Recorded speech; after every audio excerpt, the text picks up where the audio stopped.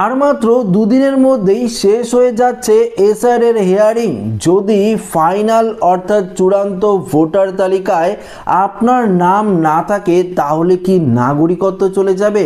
এই মুহূর্তে স্পষ্ট জানিয়ে দিল নির্বাচন কমিশন। অর্থাৎ যদি আপনাদের নাম চূড়ান্ত তালিকায় না থাকে তাহলে নাগরিকত্ব থাকবে কি না, এই মুহূর্তে কমিশনারের তরফ থেকেই বা কি জানানো হয়েছে আজকের এই ভিডিওতে আপনাদেরকে এই বিষয়ে একদম বিস্তারিতভাবে জানিয়ে দেব। তো অবশ্যই ভিডিওটিতে আপনারা প্রত্যেকেই প্রথম থেকেই শেষ পর্যন্ত সঙ্গে থাকবেন। দেখুন বন্ধুরা, প্রথমত আপনাদেরকে আগে বেশ কিছু আপডেট জানিয়ে দিই, তারপর আমরা সেই নাগরিকত্ব বিষয়টি নিয়ে আলোচনা করব। অর্থাৎ যদি এসআইআর এর ফাইনাল লিস্টে আপনার নাম বাতিল হয়ে যায় তাহলে আপনার নাগরিকত্ব থাকবে কি থাকবে না সেই নিয়ে নির্বাচন কমিশন কি মতামত দিয়েছে সেটা আপনাদেরকে জানাবো। তার আগে আপনাদেরকে জানিয়ে দিই, দেখুন এই মুহূর্তে যে 1.5 কোটির কাছাকাছি অর্থাৎ 1 কোটি 51 লক্ষের মতন ভোটার যাদের নতুন করে হিয়ারিংয়ে ডাকা হয়েছিল, তার মধ্যে কিন্তু প্রায় 1,40 লক্ষের মতন ভোটারদের হিয়ারিংয়ে ডাকা হয়েছে এবং তাদের সমস্ত যে প্রসেস অর্থাৎ তাদের যে ডকুমেন্টস আপলোড সেটাও শেষ হয়েছে।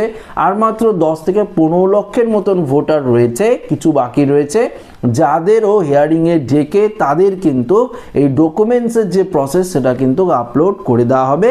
ইতিমধ্যেই নির্বাচন কমিশনারের তরফ থেকে এই বিষয়ে স্পষ্টভাবে জানিয়ে দিয়েছে।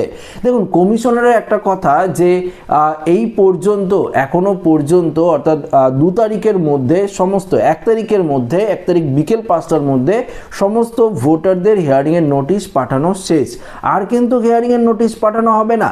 তো যদি আপনার নামে হিয়ারিংয়ের নোটিশ না এসে থাকে এখনো পর্যন্ত, যদি না এসে থাকে প্রথম থেকে এখনো পর্যন্ত যদি হিয়ারিংয়ের নোটিশ না এসে থাকে, আপনারা নিশ্চিন্ত থাকতে পারুন, আপনার নাম ফাইনাল লিস্টে উঠে যাবে, সেটা কিন্তু কোনো রকম সমস্যা হবে না।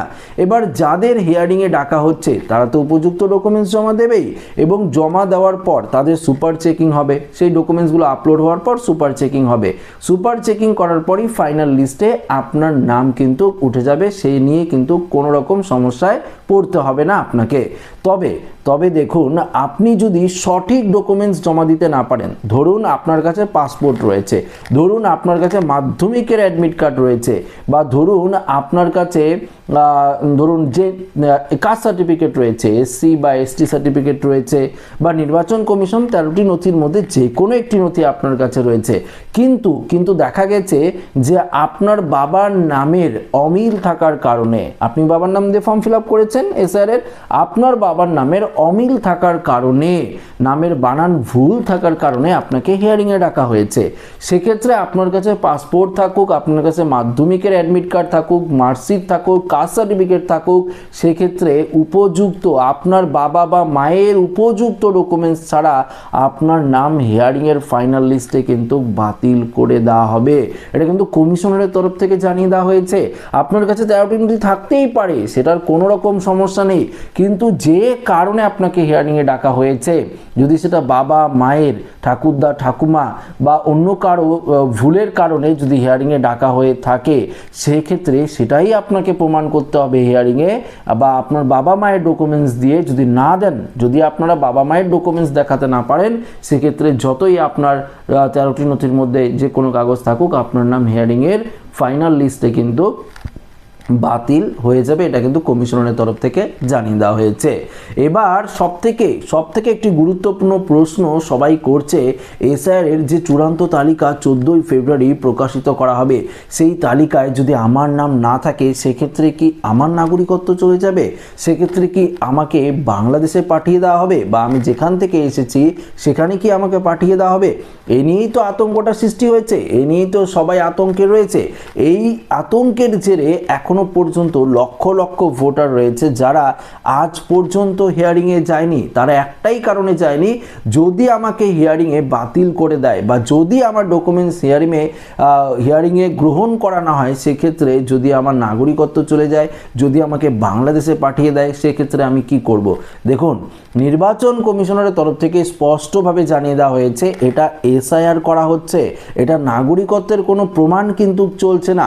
এই এসআইআরে শুধুমাত্র ভোটার যারা রয়েছে তাদের ক্ষেত্রেই কিন্তু করা হচ্ছে। সমস্ত ভোটার যারা রয়েছে, যদি নাগরিকত্বের বিষয়টা আসতো তাহলে দেখুন হয়তো 18 বছরের নিচে যারা রয়েছে তাদের ক্ষেত্রেও কোনো রুলস হয়তো থাকতো।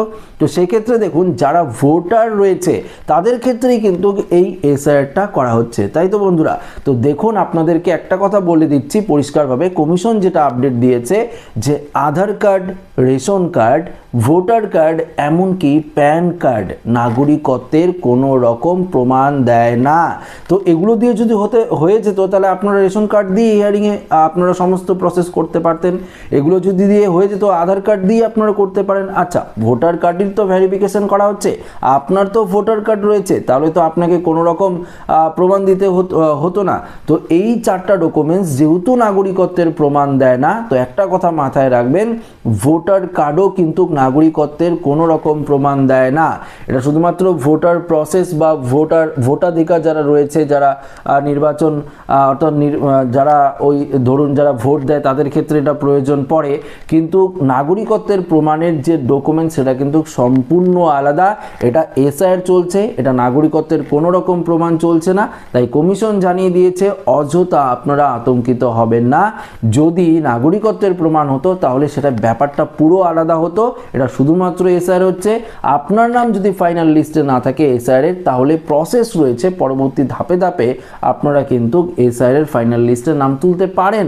পরবর্তীতে আপনারা নতুন করে ভোটারের জন্য আবেদন করতে পারেন 6 নম্বর ফর্ম ফিল আপ করে। দেখুন আপনি হিয়ারিংয়ে গেলেন, আপনার নাম যদি বাতিল করে দেয়, আপনি ডিও লেভেল যে রয়েছে জেলা নির্বাচনিক, সেই লেভেলে আপনারা লিখিত আবেদন করতে পারেন। তারপর সিও লেভেলে লিখিত আবেদন করতে পারেন, এবং সেক্ষেত্রে যদি অ্যাকসেপ্ট করে দেওয়া হয় তাহলে হয়ে গেল। যদি রিজেক্ট করে দেওয়া হয়, নতুন করে আপনাদের 6 নম্বর ফর্ম ফিল আপ করতে হবে। সেটা আপনারা অনলাইনে করতে পারেন বা আপনারা অফলাইনেও করতে পারেন 6 নম্বর ফর্ম নিয়ে। সেক্ষেত্রেও কিন্তু আপনারা নতুন করে নাম তুলতে পারেন। কিন্তু তারপরেও যদি আপনি নাম না ওঠাতে পারেন বা হলো না, কোনো রকম ভুলের কারণে আপনার নাম না উঠলো, সেক্ষেত্রে আপনি কিন্তু নাগরিকত্ব হারাবেন না। আপনার বাকি যে ডকুমেন্টসগুলো রয়েছে সেগুলো দিয়ে হয়তো চলতে পারে, সেক্ষেত্রে কোনো রকম সমস্যা কিন্তু হওয়ার কথা না। এটা কিন্তু নিশ্চিন্ত করেছে নির্বাচন কমিশন। এবং যারা বৈধ নাগরিক, যারা বৈধ ভোটার, তাদের তো নাম 100% থাকবে। তাদের দেখুন চা বাগানের যারা শ্রমিক রয়েছে এবং বিশেষ করে আরও বিভিন্ন ধরনের যারা শ্রমিক রয়েছে, তাদের কিন্তু এই 13টি নথি প্রযোজ্য হচ্ছে না। তারা চা বাগানের যারা শ্রমিক রয়েছে বিশেষ করে তাদের জন্য ছাড় দেওয়া হয়েছে। তারা যে চা বাগানের যে কাজ করার যে তারা পারিশ্রমিক পায় প্রতি মাসে মাসে, তার যে একটা পেনশন অর্ডার রয়েছে, সেটি দিয়ে কিন্তু তারা এসআইআর এর ফাইনাল লিস্টে নাম তুলতে পারছে বা হিয়ারিংয়ে তাদের কিন্তু অ্যাকসেপ্ট করা হচ্ছে এই নথিটি। সেক্ষেত্রে কিন্তু কোনো রকম সমস্যা হচ্ছে না। তো নির্বাচন কমিশন এটা আশ্বস্ত করেছে যারা বৈধ নাগরিক, যারা এখানে বহু বছর ধরে বসবাস করে, তাদের ক্ষেত্রে কিন্তু আশা করি কোনো রকম সমস্যা হওয়ার কথা না। তো আশা করি এই ভিডিওটিতে আপনাদেরকে পরিষ্কারভাবে বোঝাতে পারলাম। যদি হিয়ারিংয়ের ফাইনাল লিস্টে নাম নাও ওঠে, সেক্ষেত্রেও আপনারা অযথা আতঙ্কিত হবেন না, আপনার নাগরিকত্ব কিন্তু চলে যাবে না। তো ভিডিওটি ভালো লাগলে লাইক করবেন, বন্ধুদের সাথে শেয়ার করবেন। নতুন হয়ে থাকলে চ্যানেলটিকে সাবস্ক্রাইব করে আমাদের সঙ্গে জুড়ে থাকবেন। ধন্যবাদ।